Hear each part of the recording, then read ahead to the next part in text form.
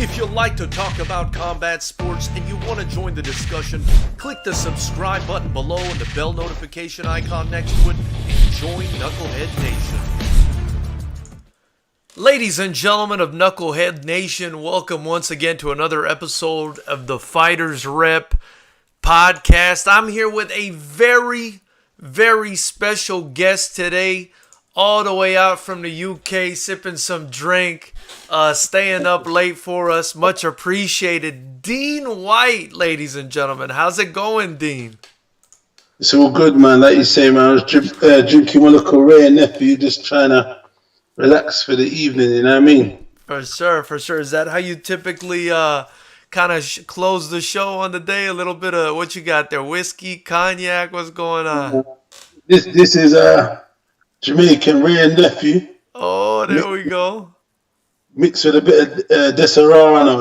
It's quite strong. This is gonna make me relax, gonna go to sleep, make me have a nice chilled evening, you know? I love it, brother. Well, Dean, first and foremost, thank you for being on the channel. You're the first, big name I get from the UK. Really excited about having you on. And a huge fan for everybody who, follows the channel. You guys know we're huge fans of Dillian Whyte because he's the kind of guy to just fight anybody, man. He doesn't care. So, I kind of wanted to ask you, Dean, about the entire sort of heavyweight division. But before we get into that, tell me a little bit about your upbringing along with Dillian and what kind of formed this personality, this attitude where I'm down to fight anybody, anywhere, anytime. Yeah, so we come from like a kickboxing Muay Thai background, same as your, like you said, that's predominantly your thing. Yes, sir. Yes, sir. Kickboxing. So we came from a club called Red Dragons, which is quite known over here because we've got a lot of champions there, a lot of tough, durable fighters, and the coach there instills that toughness in us and stuff, So we came up on that, and then I kind of went to like wrestling, but the real love was Muay Thai, But I did both of them, and then we kind of crossed over to MMA a bit. And then he was like, "Yeah, I'm gonna go to boxing." I was like, "Boxing? What the hell are you gonna do there? You can't kick no one," Yeah. And I weren't really on it. I was kind of a bit baffled. I said, basically, you got to kind of train yourself a whole different way now to kind of go out there and perform. And after that, it was just a very long journey. From he was injured just before he had to make his pro debut, and he was out another year, and then having to fight back from that, and then go into fight, and then just a long journey, man, to where we are today. Dean, so are you the older brother or are you younger to Dillian? Yeah, no, I'm older. That's why you see me doing my old man with my rare nephew. I am actually 42 soon. Yeah. Wow, I couldn't tell for a minute because on your Instagram, you guys do work out. It looks like you guys work out together. And man, you are in killer shape. And another thing I wanted to say is, Dillian Whyte is listed at 6 feet 4 inches tall. I mean, you look significantly larger than Dillian. How big are you, Dean? Yeah, I'm like 6'7.5". At the minute, I've come down a bit. I was 23.5 stone. I'm 22.5 stone now, 22.4. So maybe just under that. So I'm in a little bit of shape, and I'm relatively okay. And I mean, I train and I kind of keep in good nick because obviously I was the main sparring partner for years until we got other people to bring in. But I'm still there. Make sure I give my advice. Sometimes I still think I'm a tough nut, so I have to go in there and try and show him a bit of manners.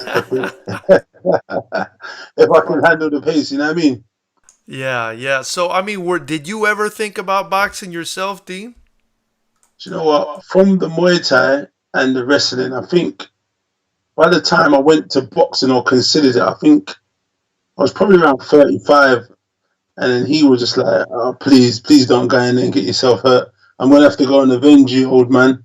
And it was just like, we kind of, thought about it. But I was kind of a little bit late once I finished the wrestling and the kickboxing. And I was kind of like a lot of injuries. You get a lot of injuries from Muay Thai. I started to have a lot of injuries with my tears in my knees, meniscus tears, my hips and stuff. from all that rotation and kicking. So yeah, I kind of went on the little dream of maybe trying to do something in the boxing scene. Kind of wondered. Sometimes I still think I'm half a fella, but deep down you got to respect the age gap and what these guys actually really do when they're in there. It's the hurt business. Yeah, for sure. So, I mean, how long would you say, Dillian was kickboxing or doing Muay Thai before he transitioned over to boxing? It weren't that long though. It wasn't obviously. It's quite weird when you think back, trying to think back to all the times. Not gonna lie, I'm trying to think. I remember the old. I just about remember what happened last week or something. You know what I mean? But it definitely weren't that long. It was only a few years in that. But one thing, what he is he's very determined. He's mentally strong, and I think going through that Muay Thai phase made him even more durable, more stronger, and instilled something which is with him to this day in the boxing. You know what I mean? That desire. I feel like that desire and that killer instinct. You know what I mean? Because he was always kind of like a little bit of a monster, always like to fight and do stuff. But when you get disciplined with it and you go for art as Muay Thai, you got to have a discipline. The coach used to always say, "Leave your ego at the door." You know what I mean? Don't bring your little gang banging little attitude in there or whatever. When you come in there, you told the rope or don't come back at all. For sure, for sure. And you can see that Muay Thai toughness. I can definitely see that because I mean, kind of the style of Muay Thai is to be really aggressive, and they almost prefer to absorb the shots and like check the shots as opposed to shying away from them the way they kind of teach you in amateur boxing. Absolutely. So I think that's definitely suited him well for the pro ranks. And one fight that really comes to mind is that Oscar Rivas fight, man. That was a brutal little fight he had recently. Now that you bring that up.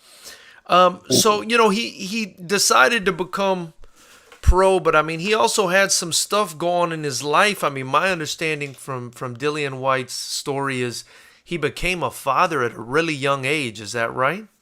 Yeah. Of course, I think we've all been there. I've got kind of like really old kids as well, and that's the same as him. When you come from we come from like the hood kind of factor. If you, like everyone's got hoods in their areas, so we come from that kind of thing. So from their side, you're in a fraction of a gang of some sort, and you're out there, and you kind of start messing with the ladies one way or the other. So he started really early. Obviously, he was doing things, getting in trouble a little bit. He spoke about obviously being shot, and that was kind of a normal thing if you're from like Brixton, South London, Clapham, North London, East London. Growing up, that was kind of a little bit of a norm. It's quieting down a little bit, but somewhat it's still there because obviously there's gangs everywhere. You know what I mean? But we grew up on the trenches, and that kind of instilled another toughness in us as well. You know what I mean?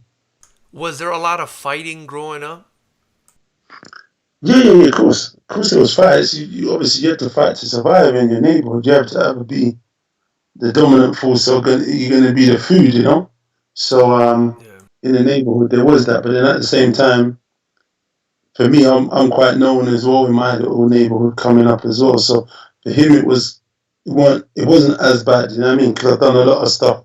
And I was already known, so he was fighting anyway. But at the same time, people respected myself and the other guys around me, so it was kind of easier for him as well. But obviously, he wanted to make his own name, so he was always on whatever came his way, For sure. Before we continue, ladies and gentlemen, if you could please hit the subscribe button below, the bell notification icon next to it. It's much appreciated. We're here with Dean Whyte sipping some drink, and he's about to close the show on another day out there in the UK. It's late. We appreciate you staying up with us. Anything you guys obviously donate or purchase from the links below gets reinvested right back into the only kickboxing promotion in the state of California, so it's much appreciated.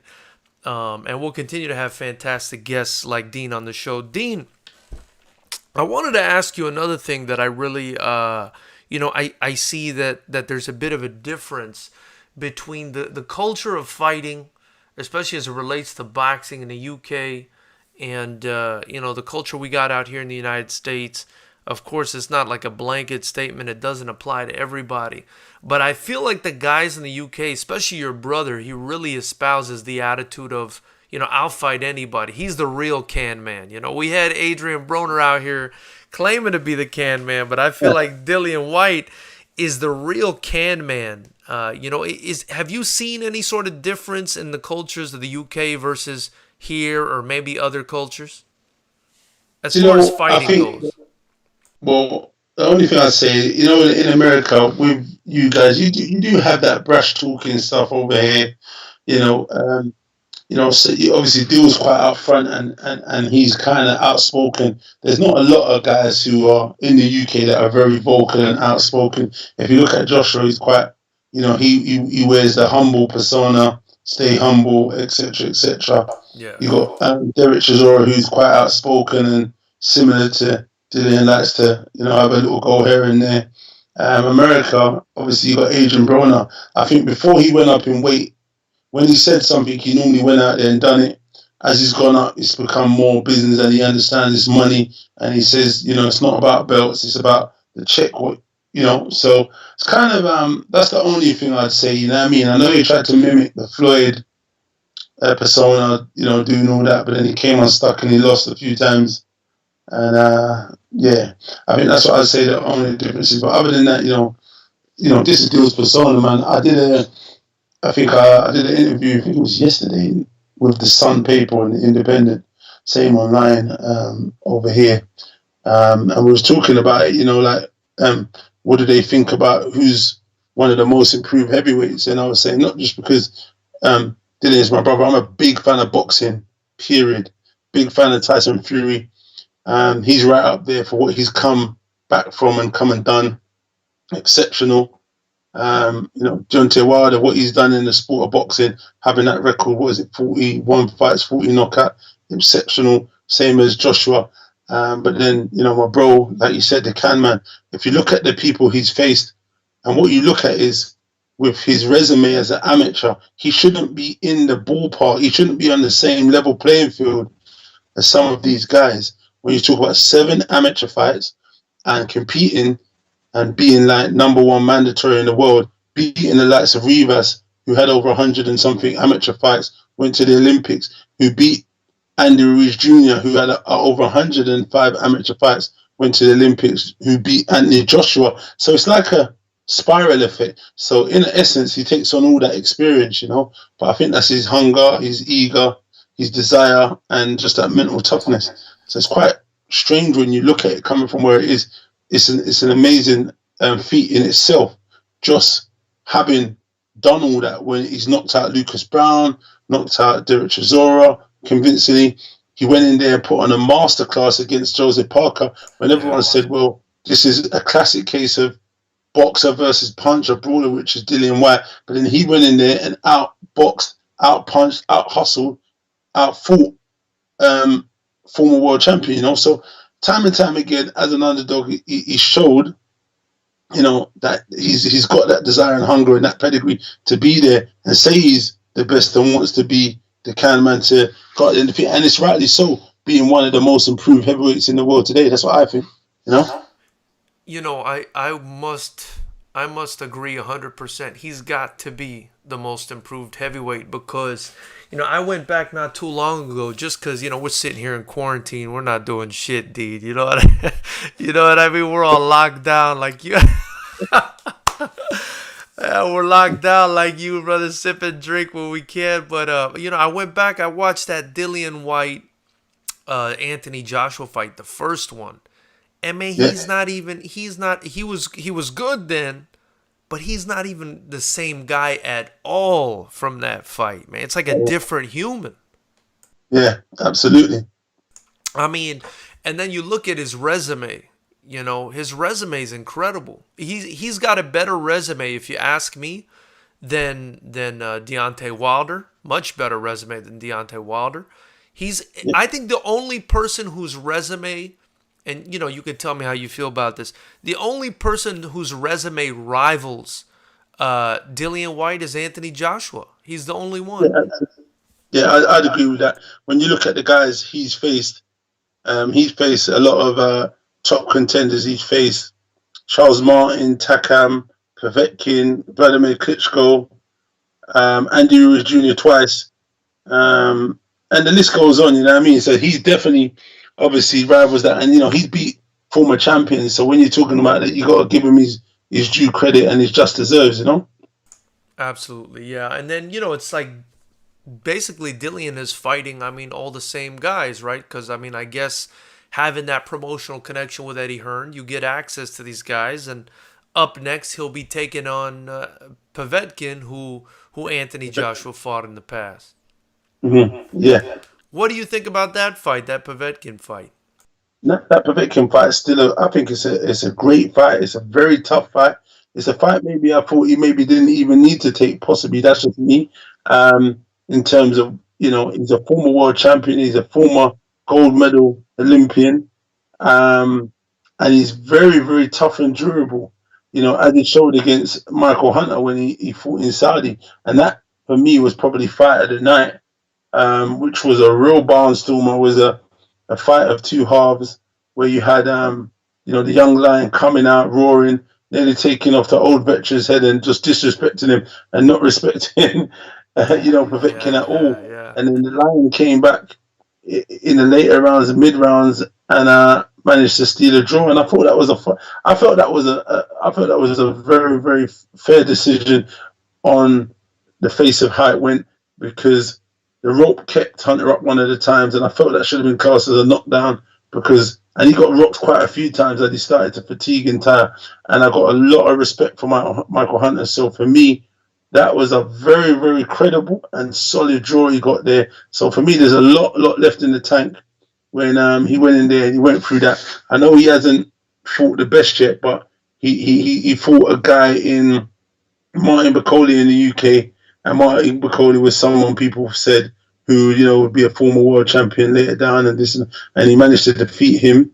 And then he went in there with Usyk when he was at obviously cruiserweight and gave a good account of himself until he started to tire the fatigue. So for me, when I watch him, I see someone who has great desire and purpose and mental toughness, And as he's gone up to heavyweight, he's a small heavyweight, so he's quite fast and quite fit. So what he's kind of banking on is that speed and agility to try and get them, and then obviously be evasive because they're slower and stiffer as he may have it. So for me, that was when I look at Povetkin, I see there's still quite a bit in there, and I think it's a good fight for Dillian.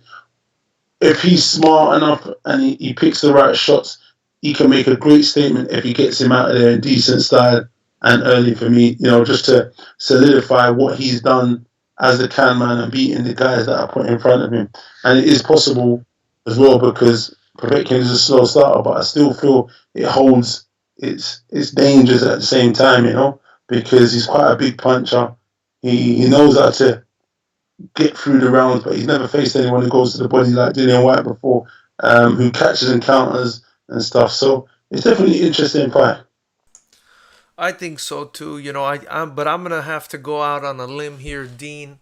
I like the fight. I think it's a competitive fight, and like you said, I'm glad you brought the point up about Dillian, taking on fights that he doesn't have to take. I mean, he really didn't have to take on Oscar Rivas when he did.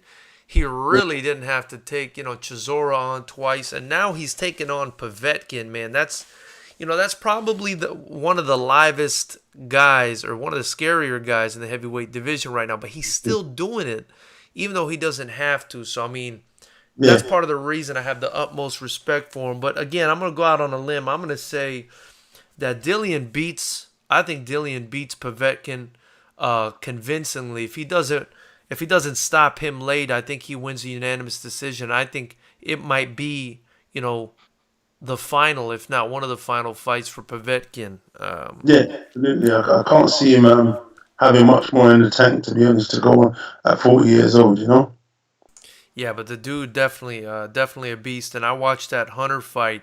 I mean, you were there in Saudi Arabia. You kind of became a little bit famous, infamous in Saudi Arabia. Yeah. Tell me what went on there. Something went on the flight or something like that. Is that right, Dean? Yeah. Basically, we had some guy. I don't know what happened to me. He seemed to have a panic attack. Maybe he was being sent back. I'm not even sure how it really unfolded. And he said that he wanted to get off the flight. He said they was going to kill him when he got there. He was fighting the attendants, and someone said, they need your help back down there. So kind of rushed down there and kind of he was fighting and trying to pull the door open, saying he needed to get off right now. And I was like, hey, not on my watch, buddy. We can't do that. You're going to take the whole plane down. So I just gave him a little bit of, bent him up a little bit and restrained him and, pushed him about a little bit and tried to be as persuasive enough without giving him any digs and getting myself in trouble as well. I was pretty close, but at the same time, Saudi, you don't want to start messing with their own people. They'll probably put me in some little prison in the desert, which I didn't want to be. For sure, at that 6'7", former wrestler and fighter, I'm sure it didn't take a lot of convincing for the guy, right? Yeah. Once he looked in my face, I said, I'm warning you. He was like, huh? Oh, okay. I didn't realize it was you. He kind of backed down, and I put him in the chair, and then he was looking at me for a bit, and I said, buddy, you better stop. And then a fellow passenger came and he said, I'm from Saudi. He's one of us. Let me talk to him. I said, listen, is this your friend? And then he said, no, he's not my friend, because I was about to throw him on top of his mate just in case if this was some form of I just wanted to make sure it wasn't a plot to mess around with the plane. I don't want to play that game on the plane. You know what I mean? No, for sure. And I appreciate you doing that, man. I would have been happy as hell if I was on that plane and I saw you doing that. So kind of back to back to Dillian, back to the heavyweight division. Did you come out for that Fury Wilder rematch? Yes, I was down there. I went down there. It was amazing atmosphere down there. Obviously, Dillian's got a lot of fans, and obviously sometimes when he doesn't go places, I would go because I'm obviously a big ambassador for the family and for him, and I do a lot of media stuff anyway. You know what I mean? And I'm a big fan of boxing. Excuse me, I'm a big fan of boxing anyway, so I wanted to go and enjoy the fight and enjoy and take in the atmosphere. And when I got there, it was like literally, it was even mind blowing for me because the fans, UK and American media. When I got there, it was just overwhelming because a lot of people came up to me and wanted to do interviews. I had a big crowd of like 30, 50 people as I got into the lobby of the MGM, and it was just like overwhelming. Like, whoa, I'm in, this ain't London. If I'm in London, I get it. But, I've gone to Las Vegas and I just got a lot of love, and it was just full on every single day, like fans, I'll watch all your interviews, I'll watch your podcast. I just love you and Dillian. Obviously, Dillian's very aggressive, you're aggressive, and I watch, he's always talking about you two fighting each other, and then you lot always fight, so people have watched our journey way before we got even to this, where we used to always video stuff and we're driving to training and he'll punch me on the chin while I'm driving and stuff, I'll pull the car over in the middle of the road and we'll have a fight and then get back in the car and drive off, People used to think we was absolute just off our rockers, you know what I mean? And we still get into that kind of stuff today, but he's a lot bigger and a lot stronger, and he's a lot fitter than me these days. So, it's hard to handle him. But, going back to Vegas, listen, it was just amazing. I met Bob Aaron. I sat down and did an interview with him. I spoke to him at length afterwards, and just talking to everyone that was around. It was really a sight to see, and for me, it was just amazing. Yeah. What did did what happened at that fight meet your expectations? Is that what you thought was going to happen in that rematch? I did expect Tyson Fury to win, but not in the fashion he did. I'm not going to lie. I'm not going to pretend that I thought he would go out there and knock out Deontay Wilder. No, not in my wildest imagination. But what I'd say is heavyweight boxing, and I said anything is possible. But what I did say is I felt that he won the first fight. Normally what happens is if you're a home fighter and you get a draw, the likelihood is that normally shows that the away fighter won. You know what I mean? Because normally they do everything to give it to the champion at home, but they gave it a draw. That just showed you that you lost. So in the second fight, I'm just saying, Tyson Fury, listen, let me tell you something. For someone who's 6'9", 6'10", the way he moves in boxing, his ring IQ is phenomenal. Yeah. I only could see him being better. And what happened was, if Deontay Wilder couldn't beat him then, with him being off 3 years, and they tried to catch him at the right moment, they nearly did. They nearly was clever enough to catch him at the right moment. Um, he had a couple warm-up fights. He was always going to come back better and stronger because he's obviously the Gypsy King, as he called himself. Gypsies and black folks over here, it's similar, come from, poverty and toughness, and they kind of, there's a kinship with them over here. A lot of blacks hang out with Irish guys and Irish hang out with blacks and so on. So they come from a similar background and a similar toughness. They are a lot of fighting people, and they come with pride, travelers and stuff. So, that was always going to be in him. So, but when he went in there and done what he done, I'm not going to lie, I was quite shocked. I actually saw him the next day, actually, and we did an interview with him. There was a guy who did an interview. I went up to him, saw his brother Shane, and went and congratulated him, and he was like, "Hey, wow." He said, "Oh, thanks for coming over, Dean. I appreciate that." And I was like, "Give my bro his shot, man. He deserves it." And he said he would. He said, "I'm a man of my word, and once let's see what Deontay Wilder does." And I'm happy to give Dillian his shot if we don't get the rematch with Wilder. But Wilder's reenacted his trilogy rematch, and let's see what happens, man. You know what I mean? But that has gone down in the history books. For many people, what Tyson Fury done there. He brought a lot of gypsies all the way across the Atlantic to Vegas, and he went and pulled off the unthinkable, the unimaginable, and now he's the lineal world champion, 2-time world champion, and it's just amazing. It really is. It's like a Rocky story. Do you think that toughness that you're referring to, that toughness somehow woke him up in that 12th round of that first fight and kind of pushed him to go forward? Or was that something supernatural? Because I've never seen nothing like that in my life, brother. No, I haven't seen anything like that. I don't know. He might have been a divine intervention from God. That's what he believes. But you know what? He is tough, and he got up in that 12th round, and he actually managed to, be the stronger and more dominant fighter going on to the end of that round after being dropped so heavily. But what I will say is, listen, you never want to rule out the Gypsy King. That's what I will say. You know what I mean? Yeah, and I thought he won the first. If I'm being honest, I thought he won the first fight pretty clearly.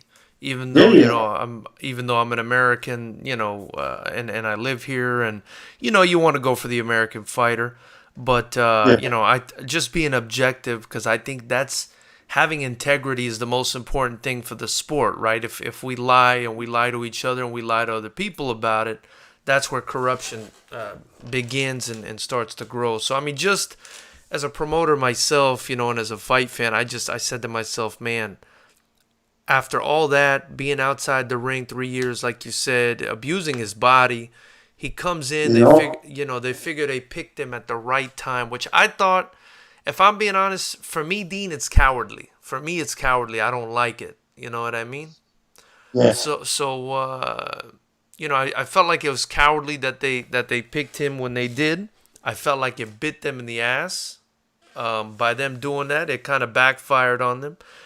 And I also thought he was going to win the second fight, but man, by knockout, that was like you said, that was crazy. Hell of a performance. It was literally just like, but that, I always say the same thing. What I will say is credit to the Gypsy King, Tyson Fury, done an amazing job. But Deontay Wilder definitely didn't seem himself, as far as I was concerned, going into that fight and going into the ring. He seemed quite nervous. He seemed agitated, and he just didn't seem as focused. But we still can't take anything away from the Gypsy King, He went in there. All you can do is go and beat who's in front of you. And he went and done that.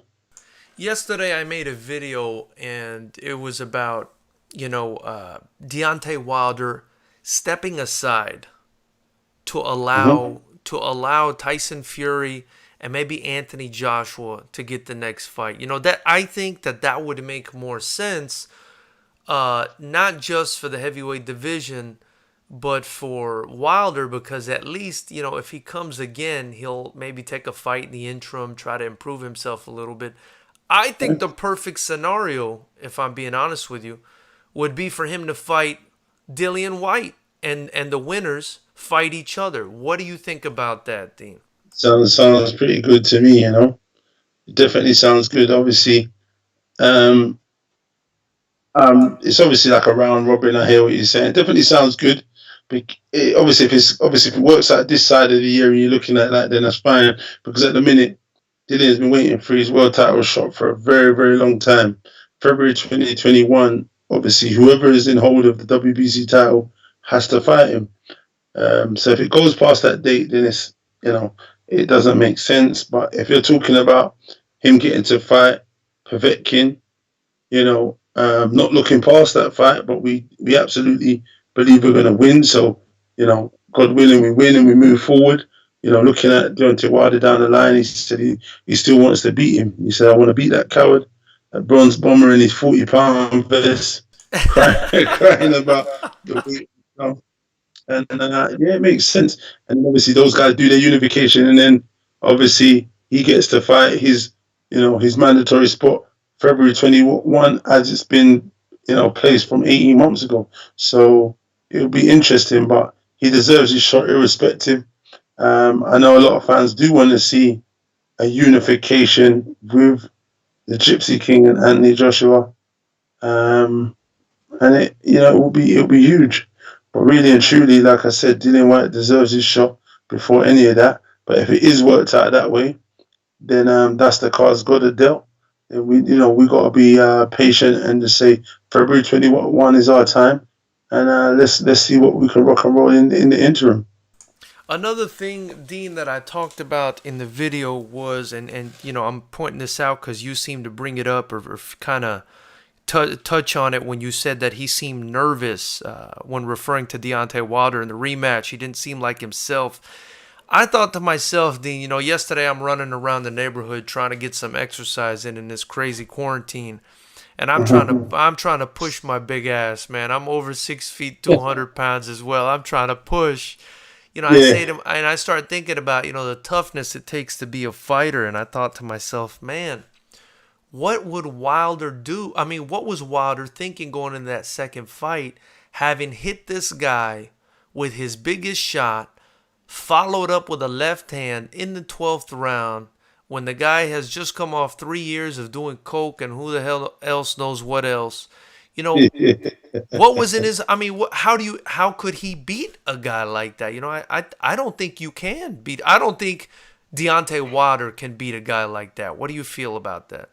Listen, what I would say is that I don't think he's got the beating of Tyson Fury. I think he was matched once in the first fight. He was out hustled, out full, beaten, broken in the second fight. And I think it can. Listen, it's just one of those ones that sometimes the fighter has your card, and I think this is the case for Deontay Wilder. And what you got to look at is the pedigree of Tyson Fury. This man's been boxing since he was like 5. All Deontay Wilder has is a big right hand, and like Tyson Fury said, if he allows this man with this big right hand to beat him, he needs to retire, and that's what he stated. And he's a man of his word, and he went in there and he said, "Listen, I've got too much of a boxing brain. I've got too much skill. I've got too much tenacity for this guy to just, me to be concerned about a big right hand. He's got great feints. He's got a great jab. He's got great movement. And then if you saw in there, he put some body shots together, and he just broke him down. Systematically broke him down and beat him. And I think it was the undoing from the first fight, because that probably played on Deontay Wilder's mind, because he's never had to enjoy that before. Most people he's hit, they've gone down and they've stayed down. So It was probably defeating itself from there, and that probably played on his mind. Yeah, I think it psychologically messed with him a bit. I wanted to ask you, Dean, and I wanted, some clarity. You would probably know the exact details better than me.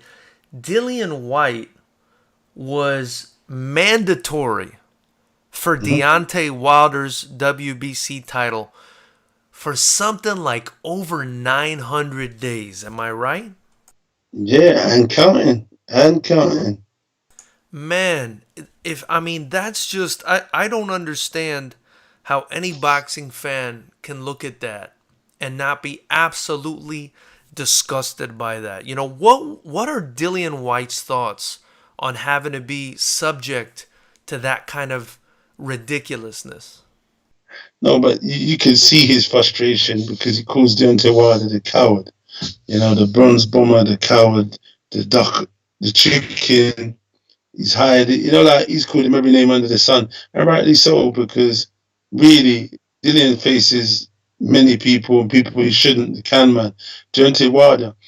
Credit to him, same way he beat who is in front of him. But when you look at the level of opponents, they're not ranked. Dillian's beat more credible top 15 opponents than Deontay Wilder's done.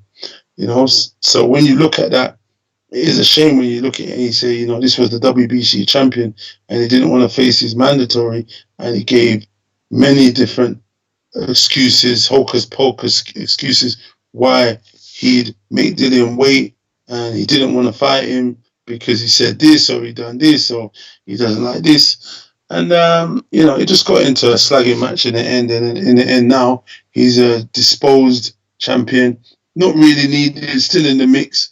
And then if Tyson Fury dispatches him even more convincing or the same again, he becomes obsolete, really and truly. You know what I mean? So Yeah, I agree with that. I don't think he could deal with another loss, and that's why I think it's very emotional and stupid to trigger that rematch clause against a guy who beat you the first time and beat the shit out of you. I mean, if I'm being honest, that was just an ass whooping the second time, Dean.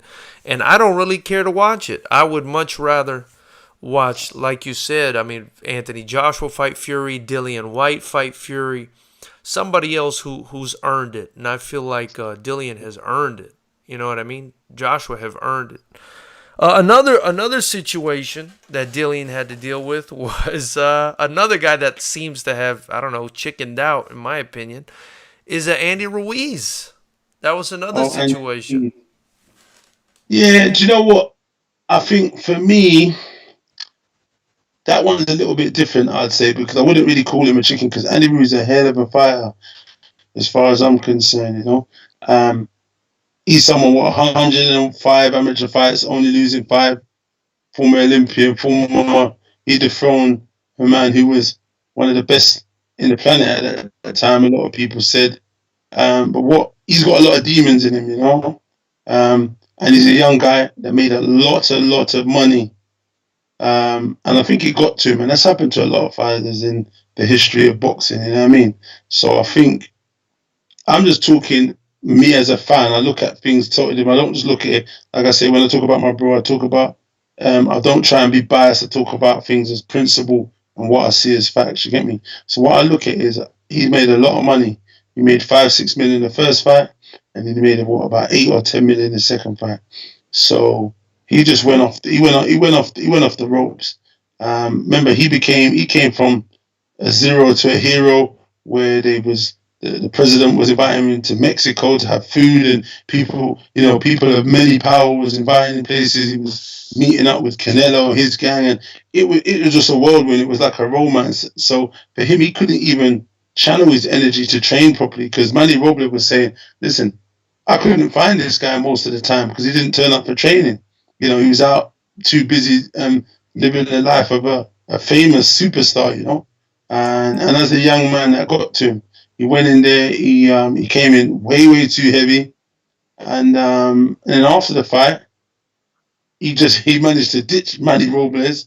And then he Wow. just, because Manny said, "Oh, I didn't hear from him for like 5-6 weeks." And then he heard in the grapevine that, you know, he was out on his ear and he didn't have a job anymore. So realistically, when I look at it, I look at it and say, well, do you know what? It would have been right timing for us to get the fight because mentally he wasn't in the right place and focused and didn't have a trainer. But for him, he done the right thing because he would have got himself a crazy ass whooping. You know what I'm saying? And let's not make no mistakes. He is a very capable and tough and durable opponent. He's a, you know what I mean. So for me, I look at it like maybe he made the right choice because you know he just weren't in the right frame of mind. But, as a boxer, and when you look at Dillian's position, that's what his job is there to do, to get under people's skin, to upset the apple cart and talk his mind. And, and that's what he done. So there's nothing wrong with that. But I do understand Andy maybe saying, listen, you know what? I'm going to take a step back for a minute. I'm going to take some time out, find a new trainer, maybe take an easy fight, warm my way back in, and maybe try and work on some stuff. So I get it. You know what I mean? Yeah, for sure, for sure. And I think that's very big, and I think that's very diplomatic of you. But the reasons that I don't like it, Dean, I'm going to go ahead and give you the reasons that I don't like it is I think I'm the one that got the first interview with Robles when the split happened, and it got like 150,000 views or something on that. It was like my best video ever. And I also got it after he won. I got it immediately after the win, and I got it immediately after the loss in the rematch. And what I didn't like was, how did you get that? well, we're here in Southern California, and I became friends with Manny Robles. He's, I go to all the gyms to get my own fighters. And he trains some boxers and stuff. I met him. I came to his gym, and I mean, his gym is literally like 15-20 minutes from my house. So okay. Yeah, so if you guys ever want to work with him, I could definitely put you in touch. But he did. I felt like he did throw him under the bus, even though Manny told me on the interviews that, I mean, I was just trying to work with the kid, and the kid didn't want to work. And then the other thing I don't like about it is, so I mean, it seems like he's being advised by the same promoter, right? It's this whole PBC Al Heyman situation. So they're gonna take him down the same track as Wilder, fighting a bunch of kind of nobodies, if I'm being honest about it. I mean, that's the way I see it, And I'm hearing that instead of fighting fighting Dillian, I heard he was thinking about fighting Luis Ortiz, which I said was, the guy just got leveled twice by Wilder, but whatever. And then I hear that he might be fighting Chris Arreola, and that's when I said, come on, man, Chris Areola's like 40 now, you know what I mean? Come on, Dean, they're killing me over here. Yeah, no, the level of Chris Arreola is not at a certain level, but I get it. He wants to fight a big guy, because obviously the guys who he's fighting in the heavyweight division are all giants and stuff. Chris Arreola is normally reliable for his durability, both Mexicans. So I think they're trying to make it like that. But I think if you're looking at the level of Chris Arreola, I couldn't even tell you what level Chris Arreola is, because he's not on Povetkin's level, he's not on a Chisora level, he's not on a Rivas level, he's not on none of them. These are all world elite levels. He's not like a gatekeeper, but he's below, like people try to say Chisora is a gatekeeper, but since Chisora's met up with David Haye, he's become a hell of a fighter. He's in shape. David Haye knows what to do to get the best out of him, and he's actually mean, because if you put Chisora against Arreola, Chisora would maul and destroy and break Arreola down. I am telling you that as a fact. Yeah, you know I mean? I couldn't agree with that more. So when you look at him, that level of him is, I couldn't even tell you what level Arreola is at this stage in his career, but what I'd say is he's way, way, way down the line. But, at the end of the day, they got to build their man's confidence, because his confidence is probably weaning and wandered. So they're trying to, be smart. And what they might be trying to do, look, now they got two guys. Before they had the heavyweight division in the palm of their hands. Now they lost the WBC and they lost the unified champ. Maybe they might be doing an Arreola fight and saying, you know what? If Deontay Wilder gets smoked by this guy here, you know what? We're going to firm to you, and let's see that the best man win. At least we know who the better horse to back out of you two later on down the line. You know what I mean? Right. Yeah, man. Yeah. I just, I have a hard time. Again, I'm more, and it all depends on the fan's perspective, right? I'm more of a fan of guys, I guess maybe because of the whole kickboxing thing, and just because the way I'm brought up, I'm more of a fan of the guys that are down to just fight. And Dillian seems like the guy, the only guy in the heavyweight division, other than like Fury and Joshua, that are just down to fight. I'm glad you bring Chisora up too, man. He's a tough, Real tough, dude. I agree with you that, and with all due respect to Chris Arreola, who I got the utmost respect for, another Southern California dude. He's just way past his prime. But I'm glad you bring up Yeah. Chisora because we see him out here. We see Chisora out here all the time. He actually trains with. I know he sparred with my commentator on my shows, Blake Bulletproof Troop, who's an MMA fighter from Black House. Okay. Yeah, from Black House MMA. So, what's the chances we ever see Dillian Whyte come out here to Southern California to get some sparring? Yeah. Obviously, I don't know if he's a big fan of America, Yeah, obviously we were there that time, but he's not really out there. Yeah, he doesn't. He's not at the minute because of the position he's in. He's not really the holiday type, if you get my meaning. Right now, he's just focused on training and stuff. But yeah, anything's possible. You never know because this fight with Povetkin potentially is in Manchester on July the 4th. But yeah, again, potentially Eddie said it could go abroad. The likelihood is it could go abroad. It might be in America because of the zone, and you guys may be opening up a lot sooner than us, if you mean it, because I yeah, heard that Atlanta's going to be opening up on Friday and they're going to be kind of loosening up sanctions, and other places in America, certain, depends what states, that's not been hit as hard, will be opening up, for business somewhat, because Trump's like, listen, I've had enough. The economy is wandering and suffering, so, we got to get busy.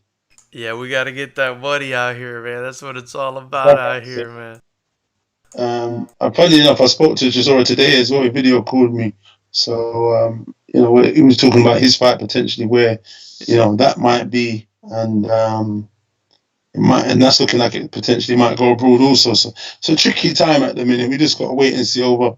In about 4 weeks, I think we should hopefully, our sanctions might be maybe loosened a little bit, and then they might take away the lockdown and see what June has for us. Yeah, that Chisora Usyk fight is really interesting too, Dean. What do you think about that fight, my man?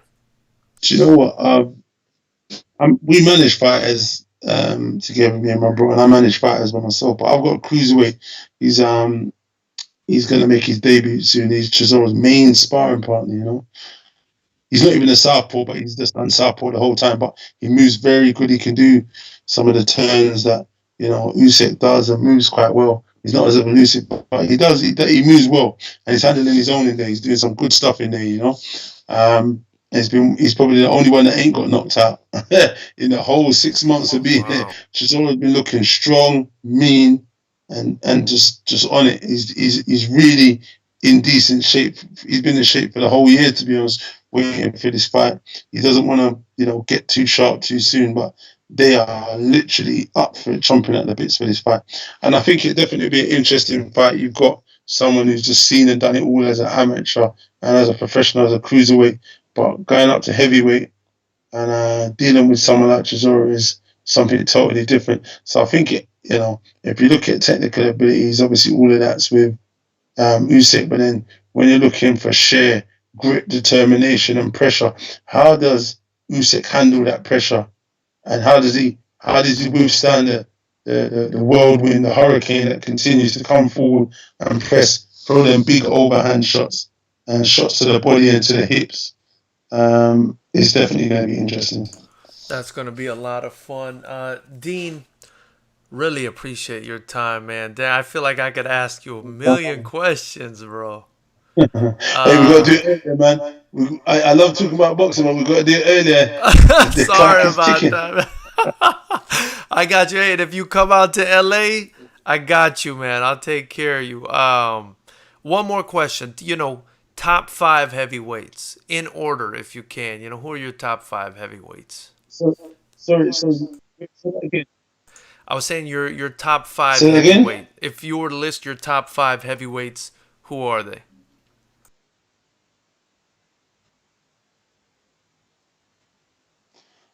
So for me, you got Muhammad Ali. Um, Obviously, you got Mike Tyson up there. You got Lennox Lewis. It's not in any particular order. You got George Foreman. You got Riddick Bowe was a beast.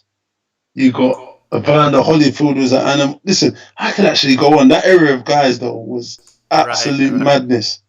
But how about the You know what I mean? current crop of heavyweights though? The current crop. Okay, if you got the current crop, it's just the guys that are up there, really. You know, the Tyson Fury and Joshua, my bro Dillian Whyte. You've got Deontay Wilder. We've got to give him his dues. He's only lost one fight out of 42 or whatever. He's had 43 fights. Andy Ruiz is up there. Ortiz is up there. Rivas is up there. Trezora's in and around the cusp of the top 10 of those boys. Michael Hunter's up there. I think it's a different era of fighter. You know, when people talk about, you know, old school and new school, what I look at is the hunger and desire. There's a different type of hunger because these boys are making a lot more money. You know what I mean? In this time. Yeah. You get, and there's a lot more notoriety and fame for these boys now. As in that time, when you're talking about old school boxing, there was a big epidemic with crack cocaine in America and certain drugs.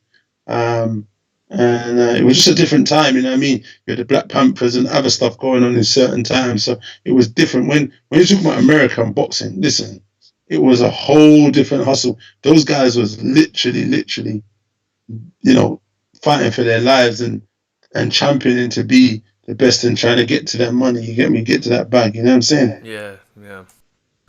Well, ladies and gentlemen, thank you so much for joining us. If you haven't already, hit that subscribe button, bell notification icon below. Dean Whyte on the show, man. Dean, what an honor to have you on, bro. Thank you guys, man, for having me, man. I appreciate it, man. Thank but you. Just got to do it earlier. We'll definitely do it earlier. Definitely hit us up when you come out to LA. You know, we'll take you, get some seafood or something right here in San Pedro where I'm at. Get you some good drinks too. And, you know, really appreciate your time, man. Please stay in touch. And, you know, give Dillian our best regards, bro. We really look forward to what he's got in store coming up. No, for sure. Appreciate it, man. You know, you got my info. We just stay in touch, message, whatever. And we just do it from there, you know what I mean? And we try and see what we can get cracking. You know what I mean? Appreciate it, man. Dean Whyte, ladies and gentlemen. We'll see you guys on the next episode. Until next time, keep it clean.